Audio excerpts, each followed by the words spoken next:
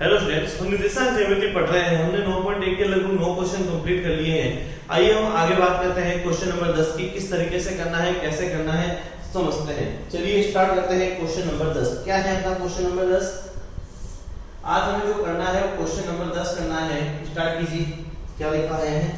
लिखा गया है सिद्ध कीजिए कि यह सरेखीय है। हमें एक बिंदु दे रखे हैं। बिंदु क्या है लिख देते हैं। 1,1 एक बी बिंदु दिया गया है। 3,0 एक सी बिंदु दिया गया है।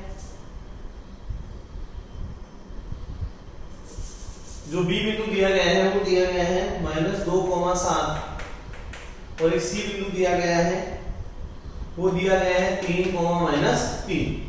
तो देखिए जो हमारे पास ए बिंदु है वो 1,1 है, जो बी बिंदु है वो -2,7 है और जो सी बिंदु है वो 3,-3 है। ये मुझे दिया गया है, ठीक है।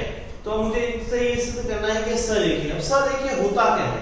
सरेखीय होता है जब दो या दो से अधिक बिंदु जब एक ही रेखा में आ जाते हैं। दो से अधिक बिंदु, जब दो से अधिक बिंदु का मतलब 3 है, 4 है, या वो सब एक ही रेखा में जब आ जाते हैं तो उन्हें हम कहते हैं सरेखीय। सरेखीय एक ही रेखा में उपस्थित, ठीक है। सरेखीय को समझ जाइएगा, एक ही रेखा में उपस्थित।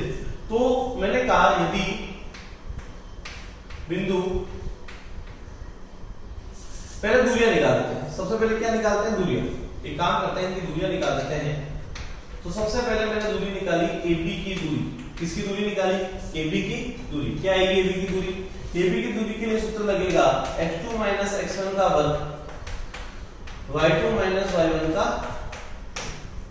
देखिए क्या सूत्र लगने वाला है? x2 - x1 का वर्ग प्लस y2 - y1 का वर्ग। तो x2 की जो वैल्यू है वो -2 है, x1 की जो वैल्यू है वो 1 है और इसका स्क्वायर आ जाएगा। इसी तरीके से देखिए जो y2 की वैल्यू है वो 7 है और जो y1 की वैल्यू है वो 1 है, तो इसका भी क्या आ जाएगा? स्क्वायर आ जाएगा। यही होने वाला है। देखिए वापस x2 की जो वैल्यू है वो -2 है, x1 की जो वैल्यू है वो 1 है, ठीक है। y2 की जो वैल्यू है वो 7 है और इसकी वैल्यू है जो 1 है। ये आ जाएगा -3 का वर्ग और ये आ जाएगा 6 का वर्ग।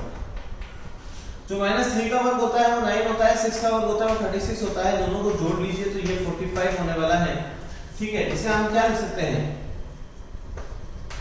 3√5। क्या लिख सकते हैं? 3√5, क्योंकि 45 को 9 × 5 लिखा जा सकता है। 9 का जो वर्गमूल निकलता है वो 3 निकलता है।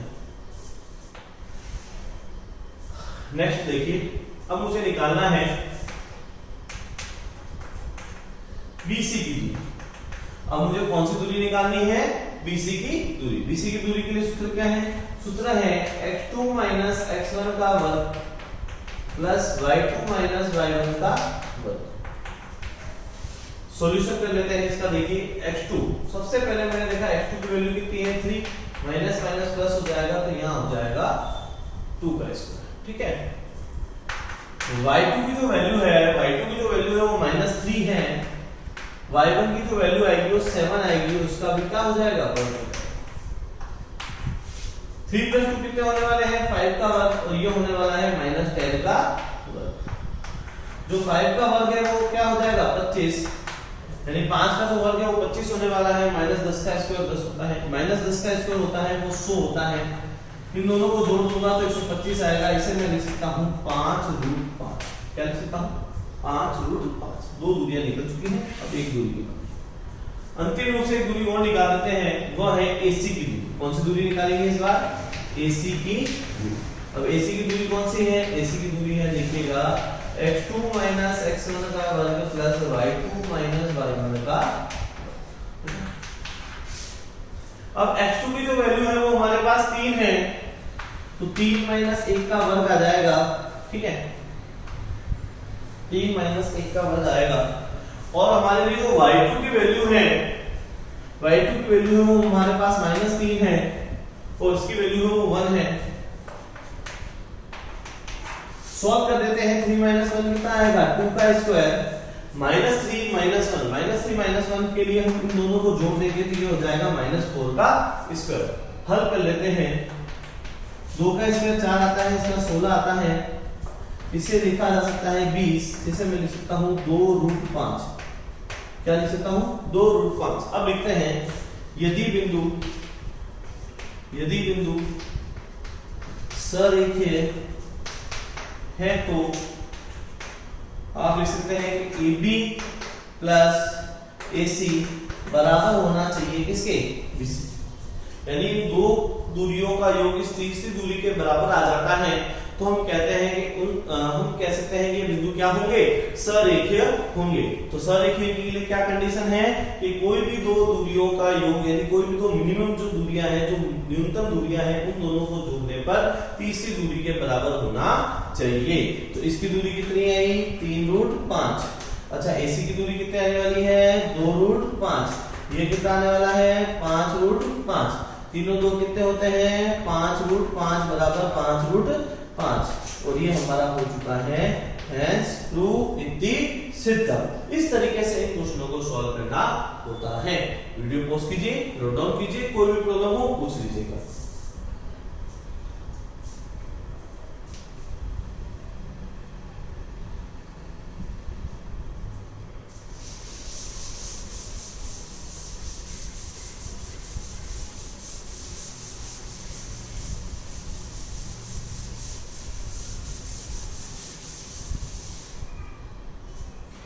नेक्स्ट क्वेश्चन देखिए। अब हमें क्वेश्चन नंबर 11 करना है। हमें जो करना है क्वेश्चन नंबर 11 करना है, बहुत ही अच्छा क्वेश्चन है, एग्जाम में पूछा जाता है, ढंग से समझिएगा। x अक्ष पर वह बिंदु ज्ञात कीजिए। मैंने आपको थ्योरी में बताया था, अगर कोई कह देता है x अक्ष पर वह बिंदु ज्ञात कीजिए, तो x अक्ष पर जो बिंदु होता है वो होता है x, 0। ठीक है, उसने कह दिया x अक्ष पर वो बिंदु ज्ञात कीजिए, तो अगर वो x अक्ष पर स्थित है तो वहां y क्या होने वाला है, 0 होने वाला है। अगर मैं आपको कह देता कि y अक्ष पर वो बिंदु ज्ञात कीजिए, तो वहां x क्या होने वाला है, 0 होने वाला है। तो ये चीज समझने लायक होती है कि यदि उसने कह दिया है कि x अक्ष पर वो बिंदु ज्ञात कीजिए, यदि आप x अक्ष पर बिंदु ज्ञात करने की बात कर रहे हैं, तो वहां आपका y 0 होने वाला है। x अक्ष पर वो बिंदु ज्ञात कीजिए जो बिंदुओं से समान दूरी पर स्थित है। इसको मैंने ले लिया P, इसको मैंने ले लिया Q, और यहाँ एक बिंदु दिया गया है। वो बिंदु क्या है देखिएगा, वो बिंदु है हमारे पास -2, -5, -2, -5। इसी तरीके से एक R बिंदु भी है, और वो हमारे लिए दिया गया है 2, -3। एक बिंदु -2, -5 और एक 2, -3 दिया गया है। और हमें कहा गया है कि यह इस बिंदु से समान दूरी पर स्थित है, यानी समदूरस्थ है, यानी P से Q की दूरी और P से R की दूरी बराबर है। तो हमें क्या लिखना है, हमें लिखना है PQ की दूरी बराबर है, PQ की दूरी बराबर है किसके, PR की दूरी के। ढंग से समझिएगा, PQ की दूरी बराबर है किसके, PR की दूरी के।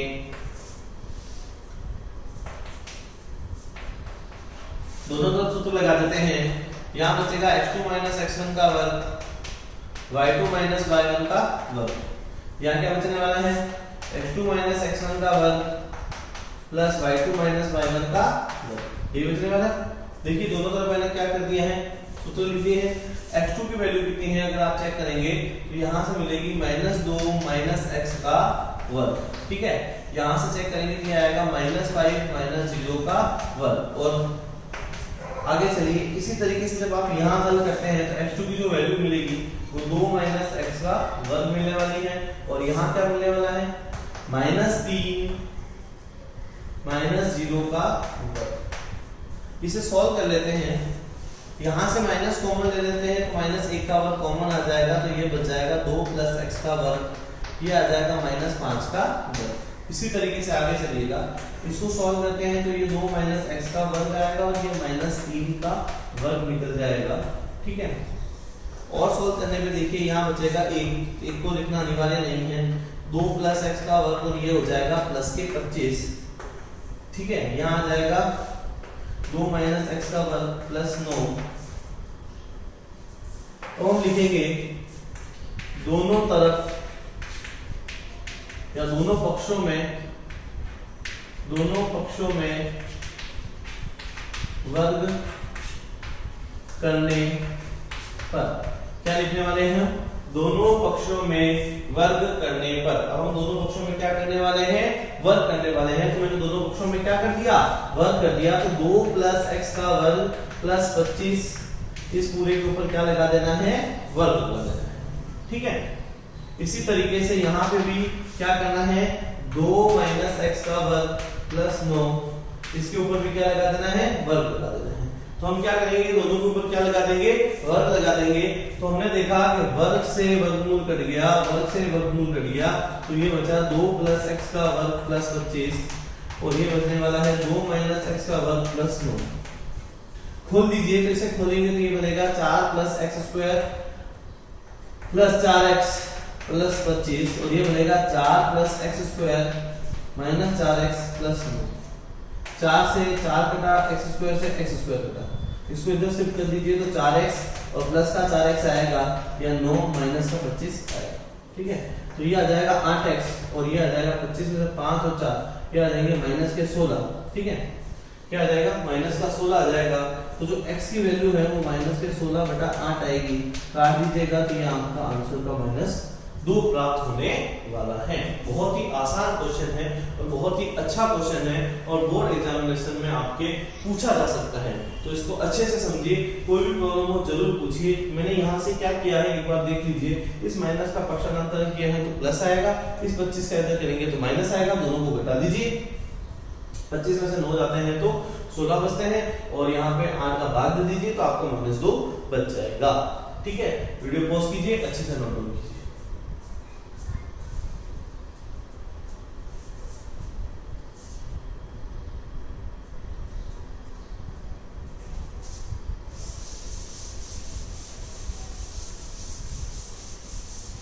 नेक्स्ट क्वेश्चन देखिएगा।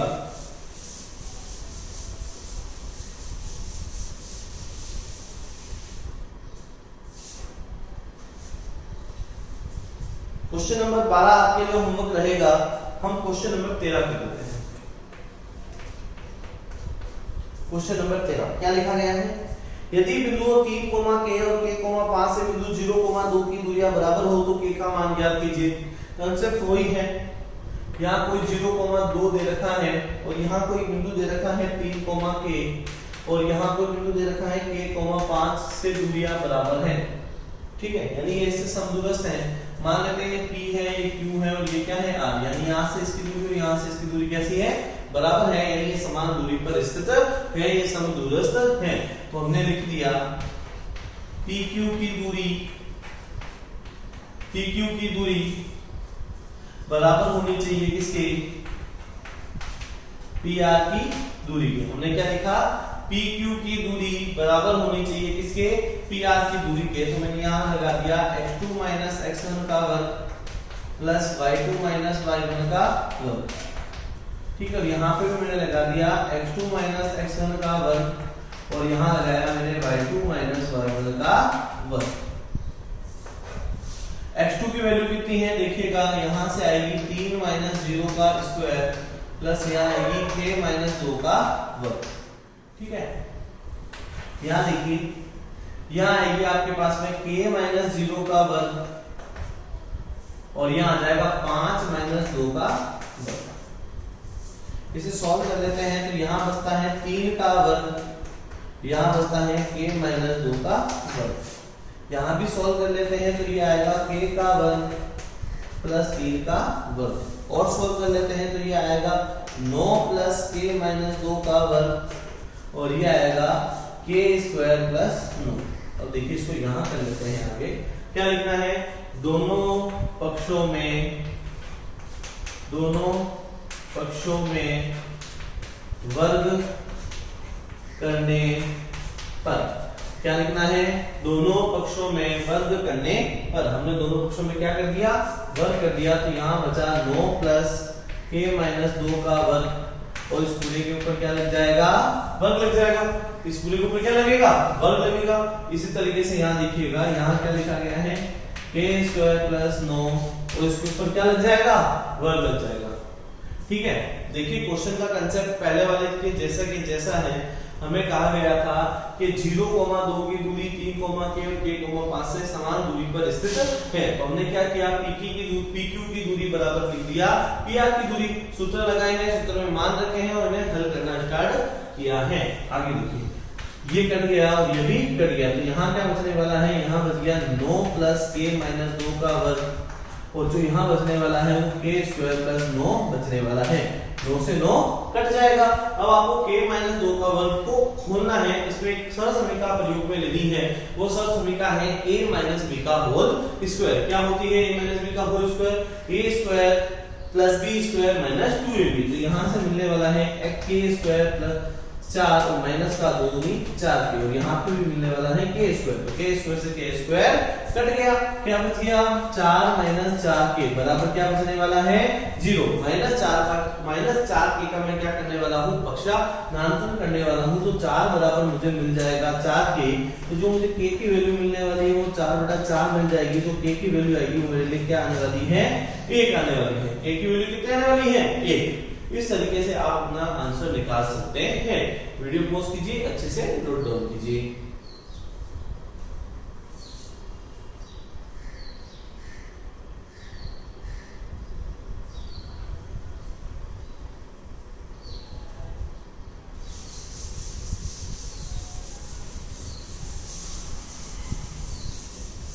नेक्स्ट क्वेश्चन देखिए,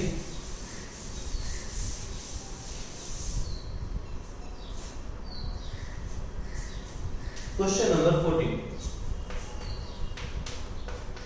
क्वेश्चन नंबर 14 क्या है, यदि P और Q के निर्देशांक, मुझे P के जो निर्देशांक दिए गए हैं वो दिए गए हैं a cos theta, b sin theta. मुझे Q के निर्देशांक दिए गए हैं -a sin थीटा,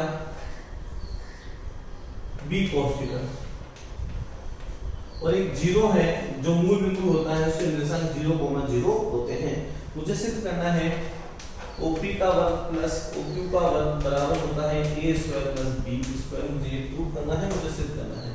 तो मुझे क्या करना होगा, इसकी LHS लेनी होगी। सबसे पहले मैंने इसका क्या ले लिया, LHS। LHS में क्या लिखा गया है, LHS में लिखा गया है OP का वर्ग प्लस OQ का वर्ग। तो मैंने OP की दूरी निकाली। फॉर्मूला है x2 - x1 का whole square plus y2 - y1 का होल स्क्वायर, और इस पूरे के ऊपर वर्ग लगाया गया है। यहाँ पे भी देखिएगा, इसका भी जो फॉर्मूला है वो x2 - x1 का वर्ग प्लस y2 - y1 का वर्ग, और इसके ऊपर भी क्या लगाया गया है, वर्ग लगाया गया है। ठीक है, अब मुझे क्या रखना है, मान रखना है। तो मेरे लिए OP यानी यहाँ पे तो अगर मैं बात करूँ x2 की वैल्यू वो 0 है, माइनस यहाँ आएगा a cos थीटा का होल स्क्वायर। y2 की वैल्यू भी 0 है, तो यहाँ आएगा -b sin थीटा का होल स्क्वायर, और इस पूरे के ऊपर क्या आने वाला है, वर्ग, और बीच में कौन सा साइन लगाना है, प्लस। इसी तरीके से देखिएगा, अगर मैं यहाँ से x2 की बात करूँ तो 0 आएगी, और माइनस प्लस का a sin थीटा का वर्ग आएगा, प्लस यहाँ आएगी 0 और माइनस b cos थीटा का वर्ग आएगा, और इस पूरे का क्या आने वाला है, स्क्वायर से वर्गमूल कट जाएगा, स्क्वायर से वर्गमूल कट जाएगा। तो यहाँ जो बचने वाला है वो -a cos थीटा का वर्ग बचेगा। इसी तरीके से यहाँ बचने वाला है वो -b sin थीटा का वर्ग बचने वाला है। यहाँ बचने वाला है वो a sin थीटा का वर्ग बचने वाला है। इसी तरीके से यहाँ जो बचने वाला है वो -b cos थीटा का वर्ग बचने वाला है। ये चीज बचने वाली है। अगर इसको सॉल्व कर लेता हूँ तो यहाँ a² cos² थीटा आएगा, यहाँ b² sin² थीटा आएगा, यहाँ a² sin² थीटा आएगा, और यहाँ b² cos² थीटा आएगा। राइट है, यही आने वाला है। ठीक है, अब आपको क्या करना है, इसे और इसे कॉमन ले लेना है। तो a² कॉमन लेने पे यहाँ बचने वाला है cos² theta plus sin² theta. ठीक है, तो अगर आप इन दोनों में से a² कॉमन ले लेते हैं तो क्या बचने वाला है, cos² theta plus sin² theta. आगे चलिए, यहाँ से भी आप b² कॉमन ले लेते हैं तो यहाँ बचता है आपका sin² theta plus cos² theta. अब आपको करना क्या है, इसकी वैल्यू आपके पास क्या आने वाली है, 1। ठीक है, तो यहाँ a² मल्टीप्लाई 1 आएगा, क्योंकि sin² theta plus cos² theta जो होता है वो 1 होता है। इसी तरीके से यहाँ क्या आने वाला है, b² × 1, क्योंकि यहाँ पे भी sin² theta plus cos² theta है, मल्टीप्लाई कर दीजिए तो यहाँ मिल जाएगा a square plus b square. तो आपका LHS बराबर आ चुका है किसके, RHS के। आपका जो LHS है वो बराबर आ चुका है RHS के। इस तरीके से आप इसे सिद्ध कर सकते हैं, ये आपका हैंस प्रूव हो चुका है। अब जो इसमें क्वेश्चन नंबर 15 है वो आपके लिए होमवर्क रहेगा और इसी के साथ आपकी जो एक्सरसाइज है 9.1 वो खत्म होती है। अगर इसमें कोई भी प्रॉब्लम है तो आप पूछ सकते हैं, उसका आपको सॉल्यूशन प्रोवाइड करवा दिया जाएगा। इसको देखिए, ढंग से समझिए और कीजिए। लगभग ये चैप्टर आपका आधा खत्म हो चुका है। सभी बच्चों को मैं बताने वाला हूं कि ये जो चैप्टर है वो लगभग आधा खत्म होने वाला है। तो मेरा एक ही कहना है कि साथ पढ़ते रहिएगा। अगर आप साथ नहीं पढ़ेंगे तो आप में प्रॉब्लम क्रिएट होगी, आपसे नहीं होगा। यदि आप साथ पढ़ते हैं तो आपसे हो जाएगा। वीडियो पॉज कीजिए, नोट डाउन कीजिए।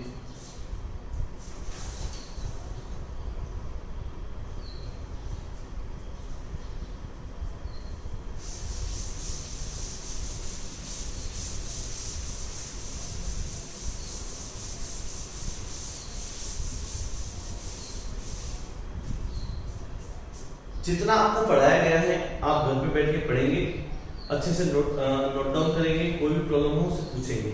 बस यही कहना है, पढ़ते रहिए और आगे बढ़ते रहिए। धन्यवाद।